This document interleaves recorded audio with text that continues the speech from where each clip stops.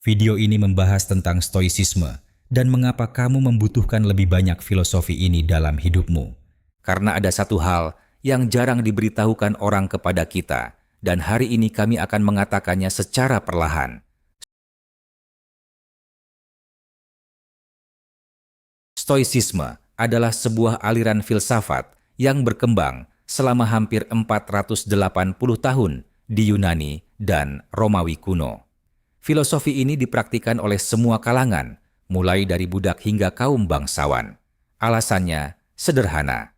Berbeda dengan banyak filsafat lainnya, stoicisme benar-benar berguna. Ia berguna ketika kita panik, ketika kita ingin menyerah, ketika kita putus asa, dan ketika kita marah terhadap kehidupan. Hingga hari ini, kita masih menghormati filosofi ini setiap kali kita menyebut seseorang sebagai stois, seseorang yang tetap tenang dan tabah dalam menghadapi kesulitan, meskipun seringkali kita sendiri tidak benar-benar memahami mengapa. Ada dua tokoh besar dalam stoicisme. Yang pertama adalah Seneca, seorang penulis Romawi sekaligus guru pribadi Kaisar Nero. Ia hidup antara tahun 4 Masehi hingga 65 Masehi. Ya, guru dari Nero, diktator terkenal yang tidur dengan ibunya sendiri, memperkosa anak-anak lelaki, dan suatu hari, hanya karena keinginannya sendiri, memerintahkan gurunya, Seneca, untuk bunuh diri di depan keluarganya. Tokoh kedua adalah Kaisar Romawi Marcus Aurelius, yang hidup antara tahun 121 hingga 180 Masehi. Ia dikenal sebagai seorang pemimpin yang bijaksana dan murah hati. Sebagian besar masa pemerintahannya dihabiskan di perbatasan kekaisaran, memimpin peperangan melawan suku-suku Jermanik. Namun di tengah kesibukan itu, setiap malam di dalam tendanya, ia masih sempat menulis salah satu karya filsafat terbesar sepanjang sejarah, yaitu Meditations. Stoicisme secara khusus membantu kita menghadapi dua masalah besar dalam hidup. Yang pertama adalah kecemasan.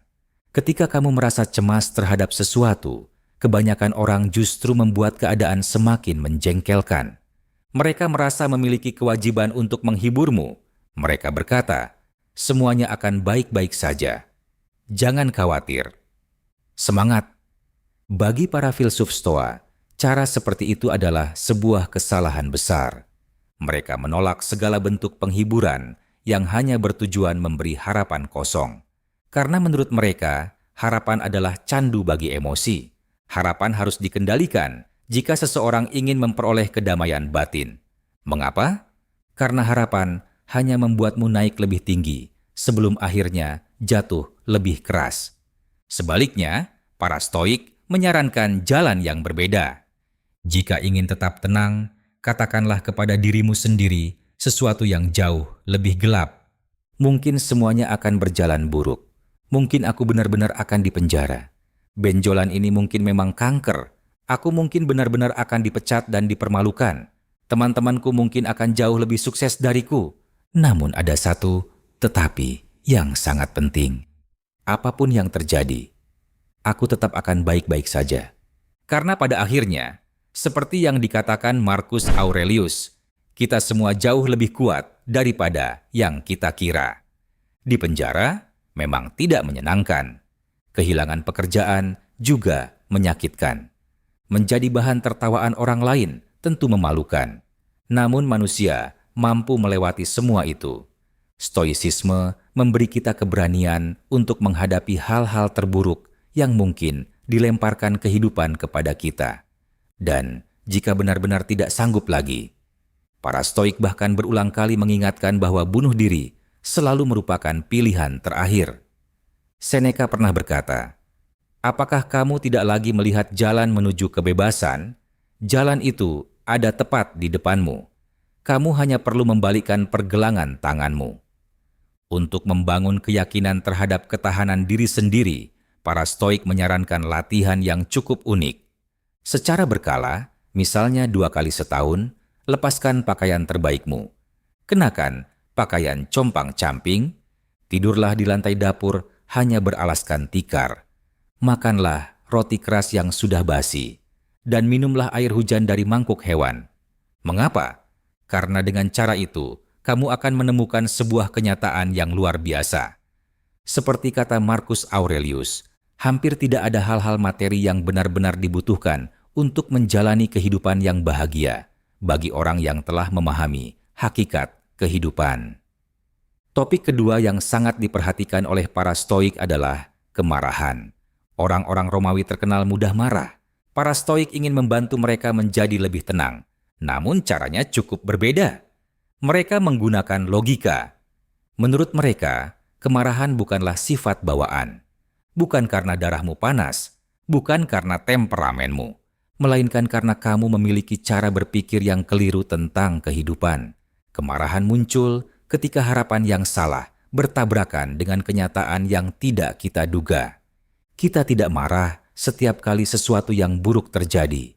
Kita marah ketika sesuatu yang buruk itu datang secara tiba-tiba. Sebagai contoh, kamu tidak pernah berteriak hanya karena hujan turun, padahal hujan bisa sangat menyebalkan. Mengapa?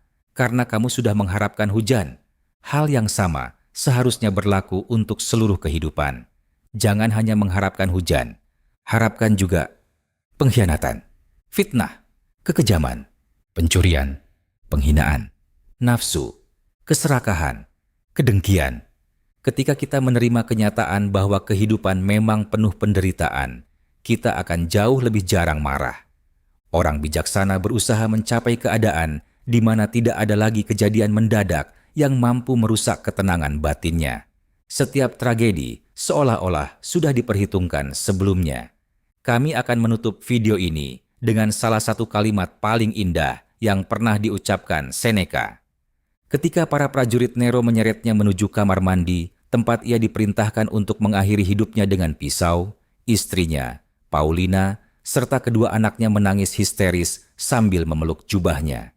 Namun, Seneca hanya menoleh kepada mereka. Ia tersenyum lelah, lalu berkata, "Mengapa menangisi bagian-bagian tertentu dari kehidupan? Seluruh kehidupan memang pantas ditangisi." Masih banyak hal yang bisa kita pelajari dari para filsuf Stoik.